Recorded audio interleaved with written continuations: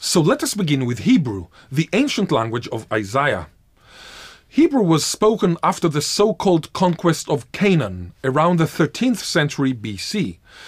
It belonged to the Canaanite division of the northwestern branch of the Semitic languages, which constitute a branch of the Afroasiatic language family.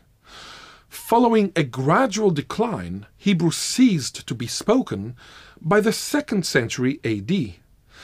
The failed Bar Kokhba revolt against the Romans in Judea in 132-135 AD, in which thousands of Hebrew speakers were exterminated, marks the symbolic end of the period of spoken Hebrew.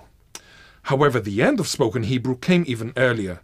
Jesus, for example, was a Jew whose mother tongue was Aramaic rather than Hebrew. He knew Hebrew, but did not speak it natively. For approximately 1750 years thereafter, Hebrew was a sleeping beauty, if not to say a member of the walking dead. It served as a liturgical and literary language, and occasionally also as a lingua franca, which means a language of communication for Jews of the diaspora who had no spoken language in common. But Hebrew was no one's mother tongue, which rendered it a hibernating, comatose, if not to say extinct or dead, language. Towards the end of the 19th century, the amazing revival of Hebrew began. The father of Israeli, the most famous Hebrew revivalist, was Eliezer ben Yehuda, who was born as Eliezer Yitzchak Perlman in 1858 in Luzhki, which is now part of Belarus. A native Yiddish speaker, Ben Yehuda arrived in Eretz Israel, land of Israel or Palestine, in 1881, following 4 years in Paris, France, where he studied history and Middle Eastern politics at the Sorbonne. Ben Yehuda's son, Itamar, was born a year later in 1882.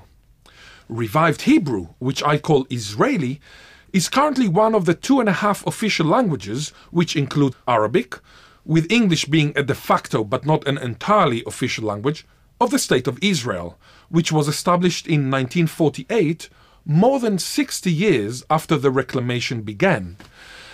Israeli is spoken to varying degrees of fluency by Israeli citizens, who number more than 8 million, as a mother tongue by most Israeli Jews, whose total number exceeds 6 million, and as a second language by Israeli Muslims, Arabic speakers, Christians, for example Russian and Arabic speakers, Druze, Arabic speakers, and others. During the past century, Israeli has become the primary mode of communication in all domains of public and private life among Israeli Jews.